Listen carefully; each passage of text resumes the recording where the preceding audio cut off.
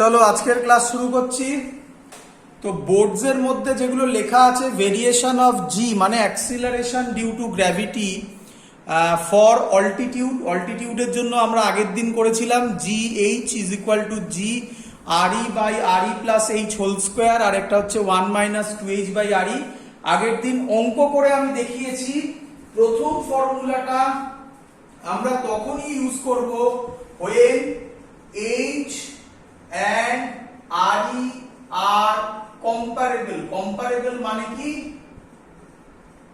মানে রাফলি ভ্যালু 800 700 800 900 1000 এর কাছাকাছি, তার উপরে হলেই আমরা এই ফর্মুলা হাইটের ইউজ করি। আর when এটা ইউজ হবে when h less than re মানে রেডিয়াস অফ আর্থ। ক্লিয়ার সবার এত অবধি?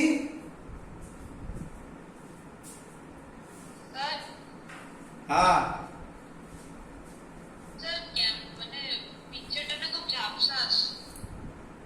ঝাপসা আসছে,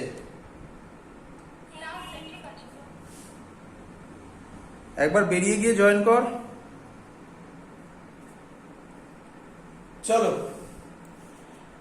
তাহলে আমাদের variation of g due to altitude আশা করি সবার বোঝা গেছে। আজকে আমরা শুরু করছি variation of g due to depth. ভালো করে কনসেপ্ট বুঝবে, সব যা যা করছি সব পরীক্ষায় আসবে। Variation of g due to depth, এটা মুছে দিলাম। ডিউ টু ডেপথ, এখানে ওরকম কোনো কনসেপ্ট নেই যে দুটো ফর্মুলা হয়, একটাই ফর্মুলা হবে, দেখতে পাবে। তো প্রথমটা সবাই আগে করে নেবে, when the body is on the surface of the earth। এটা আর্থ, বড় করে আঁকি, এটা আর্থ, আমরা এখানেই আছি, এটা রেডিয়াস আর ই করলাম। তাহলে জি ড্যাশ জি হবে capital G M E by R square. সবার ক্লিয়ার এত অবধি? এটা আমি আগের দিন করেছিলাম, লিখবে when the body is on the surface of the earth। Clear এত অবধি সবার? আচ্ছা, প্রথমেই বলে রাখছি এখানে কিছু ভ্যালু হবে, ঠিক আছে? ইজ ইকুয়াল টু কিছু ভ্যালু হবে, খুব ইম্পর্টেন্ট থিং। আমি এটা পরে করছি, একটু ধৈর্য ধরো। এটা এখানে তোমরা খাতায় ফাঁকা রাখো, এখানে আমি কিছু ক্যালকুলেশন করবো আরো এটার সাথে, তারপরে 1 নম্বর ইকুয়েশন দেব, তারপরে আমি আগে করি, তারপরে ওটাকে মেলাবো। এবার লিখছি when, এটা কখন? when the body is on the surface of the earth। লিখে নেবে আগে, এটা হচ্ছে when the body is at a depth d from the surface of earth। তাহলে ছবি কি রকম হবে বাবা? দেখো দেখি বুঝতে পারলে কিনা। এই আমার ছবি আর্থ, এবার বডিটা আছে এইখানে, তাহলে কতটা ডেপথে নেমে গেল? ডি ডেপথে নেমে গেল। টোটালটা আরই ছিল, তাহলে এইটুকুনি পোরশন, এটা যদি সেন্টার হয় এই পোরশনটা কত হবে? Very good, R e minus d. তাহলে জি এর ভ্যালু হবে জিডি। ভালো করে বুঝবে concept, shell theorem, Gauss's law. এখানে গসেস ল বলে না গ্র্যাভিটেশনে, বাট আমি শিখিয়েছি। দেখো জিডি হবে, ক্যাপিটাল জি থাকবে। আচ্ছা, মনে করছে আশা করি স্যার শিখিয়েছিল যেখানে বডি থাকবে সেখান থেকে রেডিয়াস নিয়ে এই মাসটা কাজ করবে, হ্যাঁ কি নয়? এই মাসটা কি আর এমই হবে না আলাদা কোনো ভ্যালু হবে? তাহলে আমি ধরলাম এম ই ড্যাশ বাই এই ডিসটেন্সটা আর ই মাইনাস ডি এর হোল স্কয়ার। সবার এটা বোঝা গেছে এটা এম ই ড্যাশ কেন হলো? আগের দিন যদি না বুঝে থাকো তাহলে আগের দিনের ভিডিও দেখো, সেখানে স্যার শেল থিওরেম শিখিয়েছিল, এক্সট্রা বুঝিয়েছিল জিনিসগুলোকে, যে কেন হয়, ফিজিক্সটার ভিউ দেখিয়েছিল, ফিল করানো শিখিয়েছিল, সেই ফর্মুলা থেকে আমরা ওটাকে বলি এমই ড্যাশ। এবার তো এমই ড্যাশ তো বাবা জানা নেই, আর্থের মাস জানা আছে, কিন্তু তার থেকে ডি ডেপথে কত মাস হবে সেটা কিভাবে বলি? তখন তার জন্য একটা টেকনিক শেখানো হচ্ছে। দেখো দেখি, দেখো দেখি, এবার দেখো কত সহজ হয়ে যাবে। আচ্ছা, এখান থেকে আমি বলতে পারি জি ইনটু আর্থের স্ট্রাকচার কি ধরা হচ্ছে, স্ফিয়ার। তাহলে এমই কে আমি লিখতে পারি 4/3 পাই আর ই কিউ, এটা হলো ভলিউম, ইনটু ডেনসিটি। ডেনসিটি মানে এটা অ্যাভারেজ ডেনসিটি। আমি বলেছিলাম আগেই যে আর্থের ডেনসিটি কনস্ট্যান্ট নয়, আর্থের ডেনসিটি ভ্যারি করে, সেই ভ্যারিয়েশন দিয়ে অঙ্ক জয়েন্টে হয়, বোর্ডে দেয় না। তাই আমরা এখানে ধরে নিই density of earth constant. Clear সবার? চলো, এখান থেকে যদি আমি ক্যালকুলেট করি তাহলে আমি এখানে পেয়ে যাব 4/3 পাই আর ই কিউব, না আর ই কিউব না, আর ই হবে, এটা কেটে গিয়ে একটা আর ই করে থাকবে, রো, একটা জি করে থাকবে।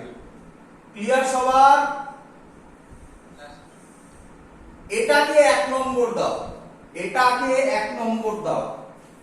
দেখো আমি তোমাকে পরিষ্কার করে দেখাচ্ছি, প্রত্যেকটা ডিরাইভেশন করে দেখাচ্ছি, করে দেখানোর পর আমি তোমাকে একটা শর্টকাটও শিখিয়ে দেবো।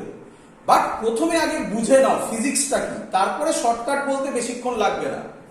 দেখো, আচ্ছা তাহলে একই লজিক যদি আমরা এখানে ইউজ করি তাহলে আমি লিখতে পারি ক্যাপিটাল জি ইনটু, কে আমায় বলবে এই এমই ড্যাশটা কোন পোরশনটুকু মাস, কোন পোরশনটুকুর মাস, যে পোরশনটুকুর মাস তার রেডিয়াস কত? তাহলে এটা হবে 4/3 pi R E minus d এর whole cube into rho. Clear? Rho তো সেম থাকবে, ডেনসিটি তো অ্যাভারেজ ডেনসিটি সেমই বললাম। Clear? By R E minus d এর হোল স্কয়ার। চলো, তাহলে এটা ক্যান্সেলড আউট হয়ে এটা পড়ে থাকবে gd is equal to 4/3 pi g R E minus d into rho. সবার ক্লিয়ার আইডিয়া? এটাকে 2 নম্বর দাও। শর্টকাট টেকনিক শেখাবো? আচ্ছা, শর্টকাট এবার তাহলে এটা হলো অ্যাকচুয়াল প্রসেস। আমি 1 নম্বর আর 2 নম্বর ইকুয়েশনে আমাকে আনতে হবে। এবার ওই যে বললাম যে কতটুকু পোরশনের মাস কাজ করছে, এই যে তোমরা বললে এমই ড্যাশ, সেটা এমই হবে না। এই কনসেপ্ট কোথা থেকে আসে? শেল থিওরেম থেকে আমরা বুঝলাম। ডিটেইলস অ্যানালিসিস কেন হয়, এভরিথিং সবকিছু আগের ভিডিওতে বলা হয়েছিল, আজকে সেখানে অ্যাপ্লিকেশন করে দেখলাম। তো ধরো আমরা এটা করলাম না, তাহলে আমরা 1 নম্বর ইকুয়েশনটা বানাতে পারবো। প্রথমে 1 নম্বর ইকুয়েশনটা আগেই বানিয়ে নেবে, 1 নম্বর ইকুয়েশনটা আগেই বানিয়ে নেবে। বানিয়ে নেওয়ার পর এসব আর লেখারই দরকার নেই, ডাইরেক্ট করবে। দেখো কিভাবে করছি, দেখো 1 নম্বর ইকুয়েশন আগেই বানিয়ে নেবে। এটা তো ক্লিয়ার, এটা তো সবার ক্লিয়ার, মাস মানে mass of earth, volume into density, এটা ক্লিয়ার সবার 1 নম্বর। এবার দেখো, এবার দেখো ক্লিয়ার। এবার দেখো এক ডেপথ ডি, জিটা জিডি হবে 4/3 পাই জি, 4/3 পাই জি। চেঞ্জ হবে এগুলো?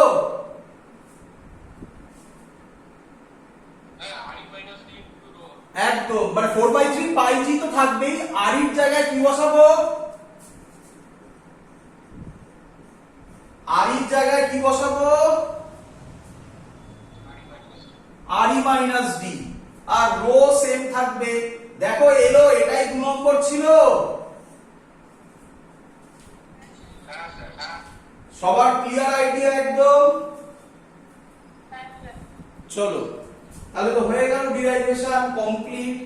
আমি 2/1 করব, 2/1 করব। যদি করি তাহলে হবে gd by g is equal to RE minus d by RE। ওপরটা মুছে দিলাম আমি, এখানটা করছি GD by GD is equal to G 1 minus D by RE। এটাই হলো আমার ফর্মুলা। ক্লিয়ার সবার? আচ্ছা, এবার ভালো করে বোঝো। আচ্ছা, যত ডি বাড়বে, যত ডি বাড়বে, এখানে ছিল আরো ডি বাড়ছে। আচ্ছা, এটা রিয়েল লাইফ এক্সাম্পল কি? মাইন্সের ভেতর যাওয়া, মাইন্স খনি যাকে বলে, মাইন্সের ভেতর। ক্লিয়ার? যত ডি বাড়বে আরই জিডি বাড়বে না কমবে? ভালো করে দেখো, ডি যদি বাড়ে এই টার্মটা বাড়বে, 1 মাইনাস এই টার্মটা বাড়ছে, সেটা তাহলে জিডি বাড়বে না কমবে?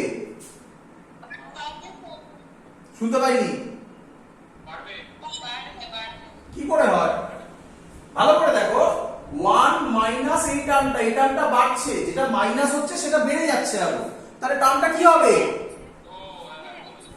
কমবে। তাহলে আমরা বলতে পারি as d increases gd decreases। আরো ভালোভাবে বোঝা যায়, আরো ভালোভাবে বোঝা যায়। দেখো এবারে, আচ্ছা যদি আমরা সেন্টার অফ দা আর্থে চলে আসি, তাহলে d এর ভ্যালু কত হয়ে যাবে? RE। তাহলে লিখবে at center, সেন্টার কার? আর্থে, at center of earth। দেখো কি হয়, d হবে RE, d এর জায়গায় RE বসিয়ে দাও, তাহলে GD কত হবে বাবা? 0। বলো ফিল হলো? d বাড়লে GD কমবে। ক্লিয়ার আইডিয়া সবার? এখান থেকে ডাইরেক্ট অঙ্ক দেয়। আগের দিন আশা করি সবার মনে আছে, স্যার যখন অঙ্ক করিয়েছিল, একটাই অঙ্ক দুটো ফর্মুলা দিয়ে করে দেখিয়েছিল, কোনটা কারেক্ট হবে সেখান থেকে তোমাদের এক্সপ্লেন করেছিল। এখানে এসব ঝামেলাই নেই, দেখতে কোনো ঝামেলাই নেই, ডাইরেক্ট অঙ্ক। চলো ডাইরেক্ট অঙ্ক করো, এই অঙ্কগুলো পরীক্ষায় দেবে, সব বইতে আছে, করে ফেলবে। চলো অঙ্ক লেখো। এখান থেকে একটা গ্রাফ হয়, আমরা গ্রাফটা পরে করছি, আগে অঙ্ক লিখে নাও। অঙ্ক লেখো। কি অঙ্ক বলছে? প্রথম অঙ্ক, at what height, at what, আচ্ছা তার আগে একটু ফর্মুলা গুলো একবার রিভিশন করে নিই আমরা। ফর্মুলা গুলো রিভিশন করে নিই। যদি হাইটে থাকে তাহলে ফর্মুলা হয় GH is equal to G 1 minus 2H by RE। যদি ডেপথে থাকে, হ্যাঁ এখানে আরেকটা ফর্মুলা আমরা জানি হাইটে, সেটা আমি আর এখন ধরছি না, এটা দিয়ে করছি। ডেপথে যদি থাকে তাহলে হবে GD G 1 minus D by RE। একটু ভালো করে অবজার্ভ করো, একটু ভালো করে অবজার্ভ করো। দেখো এখানে একটা 2 টার্মটা এক্সট্রা আছে, দেখো এই 2 টার্মটা না থাকলে সেম, h এর জায়গায় জাস্ট d হয়েছে, 2 টার্মটা এক্সট্রা আছে, হ্যাঁ কি নয়? যদি তোমাদের মনে থাকে তাহলে একটু বলে রাখি, এই 2 টার্মটা এসেছিল, এটা প্লাস হয়েছিল, এটা -2 হয়েছিল, এইটা বাইনোমিয়াল অ্যাপ্রক্সিমেশন করে এটা -2 এসেছিল, যেটা আমরা আগের দিন করে দেখিয়েছি। ক্লিয়ার? তাহলে যদি হাইট বাড়ে তাহলেও g কমবে, যদি ডেপথ বাড়ে তাহলেও g কমবে। তাহলে আমরা বলতে পারি g ম্যাক্সিমাম কোথায়? On the surface of the earth. Clear? আচ্ছা তাহলে অঙ্ক দিচ্ছি। কি অঙ্ক বলছে? at what height, at what height above the earth surface, earth surface, খুব ভালো অঙ্ক। the value of g, the value of g is same as in a mine মানে খনি, as in a mine d kilometre deep। চলো question clear সবার কাছে?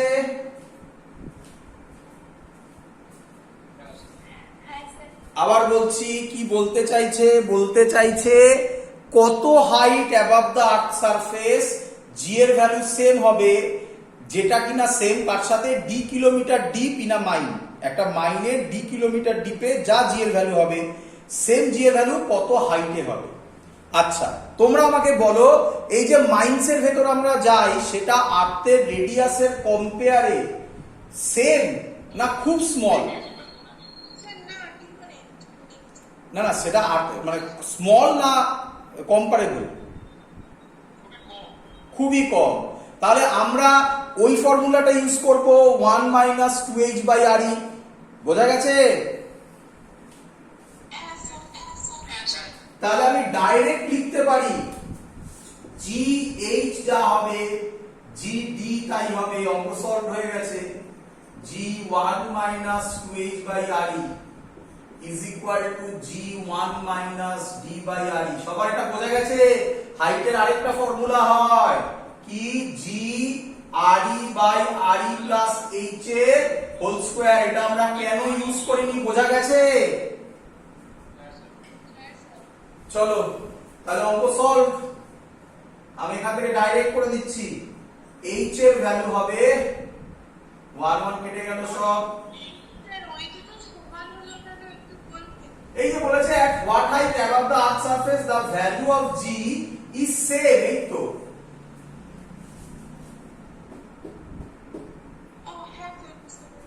তাহলে H হবে D by 2 হবে, একদম ক্লিয়ার সবার? চলো নেক্সট কোশ্চেন দিচ্ছি, দেখি পারো কিনা। মুছে দিই।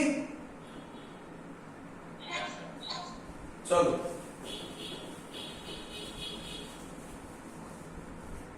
Next question, find the percentage decrease in weight, find the percentage decrease in weight of a body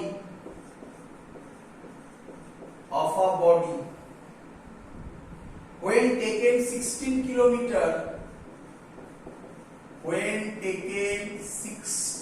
kilometer below the surface of the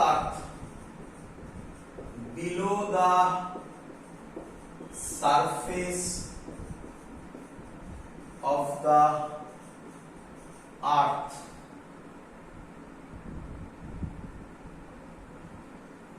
RE দেওয়া আছে 6400 কিলোমিটার। তাহলে 16 কিলোমিটার ডেপথে গেলে পার্সেন্টেজ চেঞ্জ কি হবে সেটা আমরা করব। ক্লিয়ার সবার?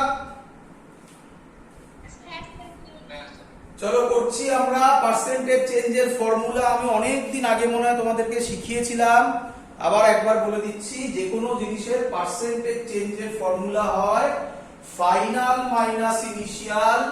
পার্সেন্টেজ চেঞ্জের ফর্মুলা ফাইনাল মাইনাস ইনিশিয়াল তার মড, নাকি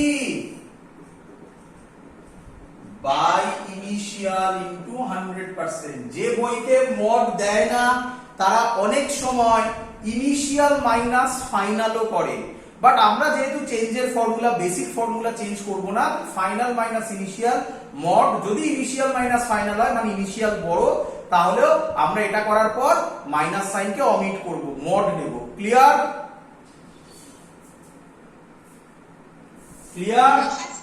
চলো তাহলে কি বলছে এই অঙ্কে আমাদের ডি বলে দিয়েছে 16 কিলোমিটার। তাহলে জিডি হবে, আমরা শিখেছি জি 1 মাইনাস ডি বাই আর ই। আমি যদি ভ্যালু বসাই তাহলে হবে জি 1 minus 16 by 6400, কারণ এটাও কিলোমিটার এটাও কিলোমিটার, ক্যান্সেলড আউট হয়ে গেল, ক্যান্সেলড আউট হয়ে ফর্মুলা দাঁড়ায় 399 by 400 g। ক্লিয়ার?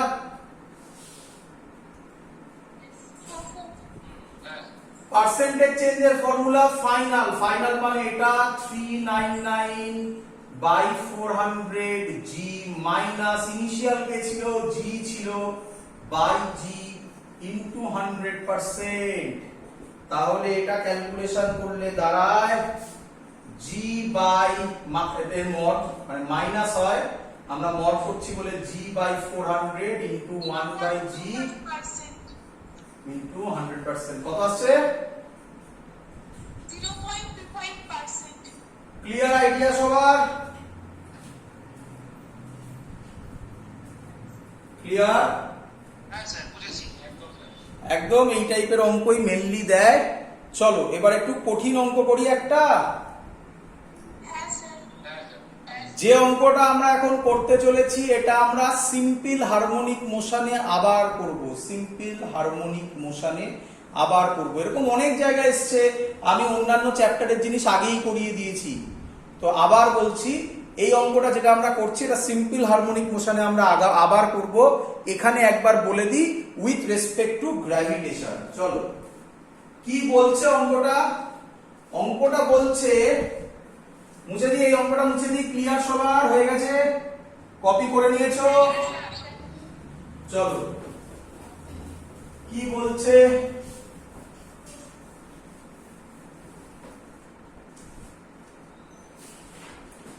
বলছে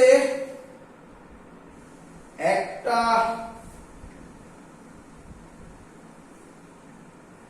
আর্থের নর্থ পোল আর সাউথ পোলে একটা টানেল করে দেওয়া হয়েছে। বলো বুঝলে কিনা?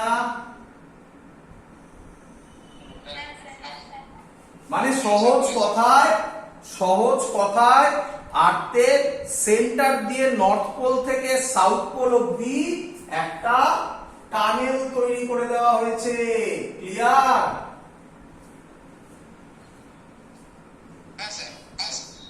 বলছে show that a particle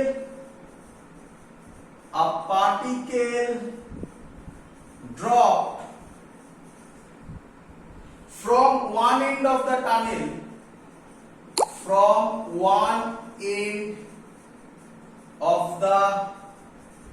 tunnel,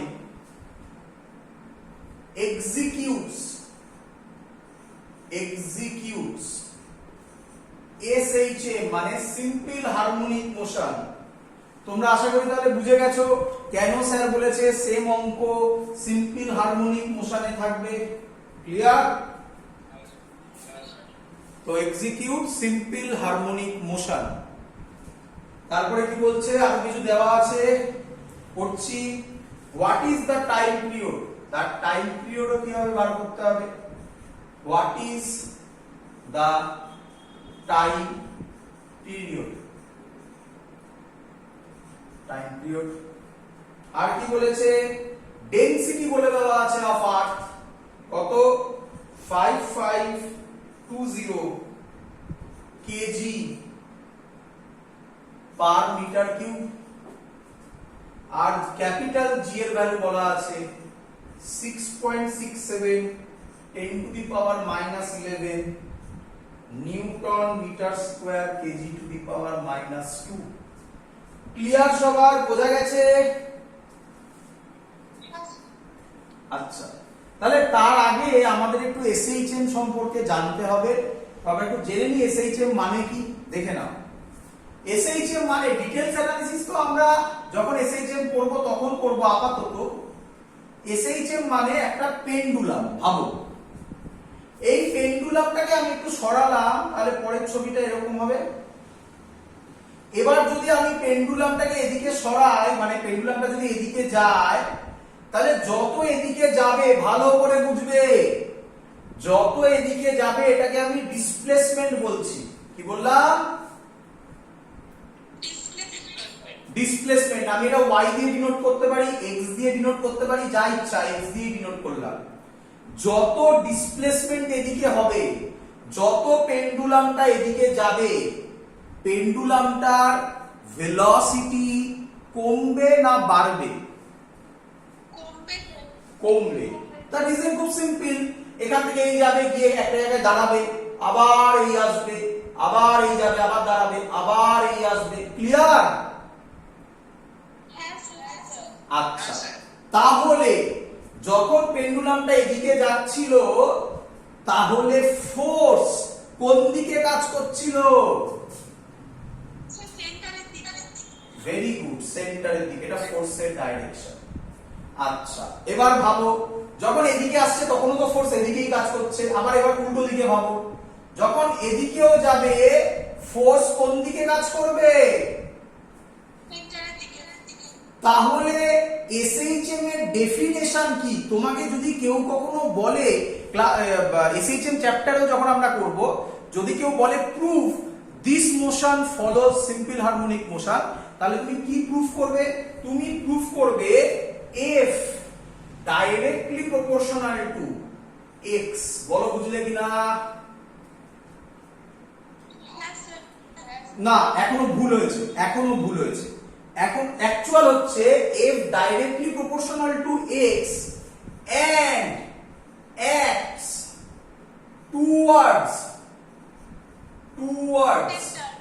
centre, বা কেউ কেউ সেন্টার না বলে এটাকে মিন পজিশন বলে। বলো বুঝলে কিনা? এটাকে মিন পজিশন বলে। ক্লিয়ার? কেউ কেউ স্টেপ এগিয়ে কেউ কেউ বলে এটাকে মাইনাস এক্স। মাইনাস কেন? ডিসপ্লেসমেন্ট এদিকে হলে ফোর্স এদিকে, ডিসপ্লেসমেন্ট এদিকে হলে ফোর্স এদিকে, তার জন্য মাইনাস এক্স। মাইনাস মানে ডিসপ্লেসমেন্ট এদিকে হলে তার অপোজিট ডাইরেকশনকে বোঝাচ্ছে, তাই মাইনাস সাইনটা কেউ কেউ ইউজ করে। কেউ কেউ বলে এটাকে, কেউ কেউ বলে টু অ্যান্ড ফ্রো মোশন। বলো বুঝলে কিনা? আচ্ছা, ক্লিয়ার আইডিয়া একদম সবার? আচ্ছা আচ্ছা, কেউ আমাকে বলো, যদি force directly proportional to x হয়, আবার কেউ কেউ এটাও বলে, দেখো কত ল্যাঙ্গুয়েজে বোঝানো যায়, অ্যাক্সিলারেশনও ডাইরেক্টলি প্রপোর্শনাল টু এক্স হবে এবং এটাও অ্যাক্ট করবে টুয়ার্ডস মিন পজিশন। হ্যাঁ কি নয়? ক্লিয়ার? হ্যাঁ স্যার। ফোর্সের জায়গায় আমরা বসাবো মাস ইনটু অ্যাক্সিলারেশন, মাস কনস্ট্যান্ট, তাই অ্যাক্সিলারেশনও ডাইরেক্টলি প্রপোর্শনাল টু এক্স হবে। এক্স মানে, আবার রিপিট করছি, এক্স মানে কি? ডিসপ্লেসমেন্ট বোঝাচ্ছে। ক্লিয়ার? চলো, আর আমরা এই ফর্মুলাটা করেছি সিম্পল হারমোনিক মোশন, এটা আমরা ডাইমেনশনও করেছি 2 pi root over displacement by acceleration করেছি।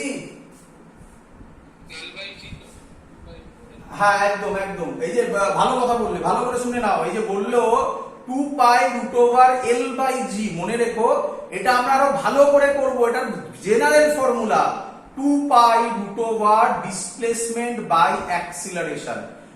এল বাই জিটা অনেকটা special form, but displacement by acceleration general form. এ থেকে সবকিছু করা যায়, এল বাই জি থেকে কিন্তু সবকিছু করা যাবে না। ক্লিয়ার? কিন্তু তুমি ভাবতে পারো এল মানে ডিসপ্লেসমেন্ট, জি মানে অ্যাক্সিলারেশন, ভাবতে পারো। ক্লিয়ার? চলো, তাহলে আমি এসএইচএম এর মোটামুটি যেটুকুনি লাগবে সেটা শিখিয়ে দিয়েছি। এবার আমরা অঙ্কটা করব। দেখো এই অঙ্কটা কিভাবে করব। আমি বলতে পারি যদি বডিটা এখান থেকে এখানে আসে, এই ডিসটেন্সটা আমি যদি বলি ডি, তাহলে এইটা হবে কত হবে?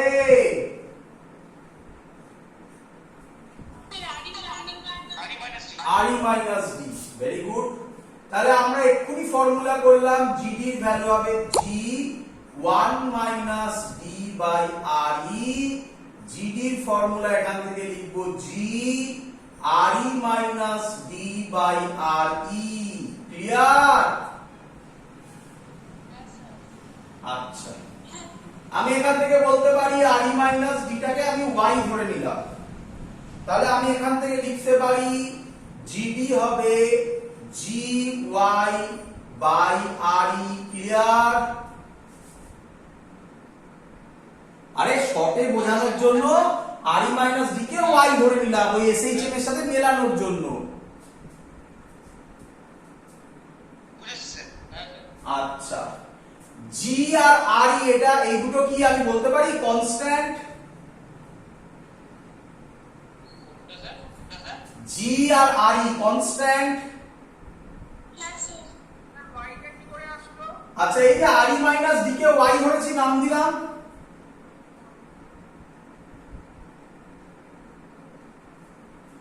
RE মাইনাস ডি কে y ধরলাম, তাহলে যত ডি নিচের দিকে নামবে RE মাইনাস ডি তত চেঞ্জ হবে, তাহলে y টা ভেরিয়েবল, G আর RE constant. Clear? Yes, sir. তাহলে প্রপোর্শনাল সাইন হটাই, এটা কনস্ট্যান্ট, কনস্ট্যান্ট হটালে একটা প্রপোর্শনাল সাইন আসে, সেটা হয় y। ক্লিয়ার?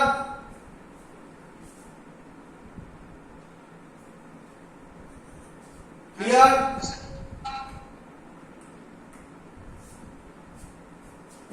বোঝা গেছে সবার? Yes, sir. আচ্ছা আচ্ছা, জিডিটা কোন দিকে কাজ করছে? নিচে না বলে বলতে পারি toward centre.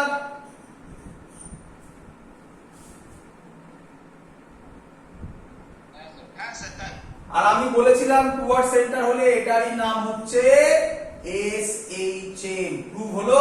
Clear? Yes, sir. আচ্ছা স্যার, ম্যাথমেটিক্যালি প্রুভ হলো স্যার, ফিল হলো না। ফিল করি এবারে। Yes, sir. দেখো, ভাবো ভাবো এবারে, এই হলো আর্থ, আর্থের মধ্যে আমি এখান দিয়ে নিচের দিকে নামছি। ভাবো, যখন নিচের দিকে নামবো জি কোন দিকে কাজ করছে? টুয়ার্ড সেন্টারের দিকে, হ্যাঁ কি নয়? Yes, sir. জি মানে অ্যাক্সিলারেশন। Yes, sir. তাহলে আমি যত নিচের দিকে নামবো জি এর ভ্যালু, ডি যত বাড়বে জি এর ভ্যালু, হ্যাঁ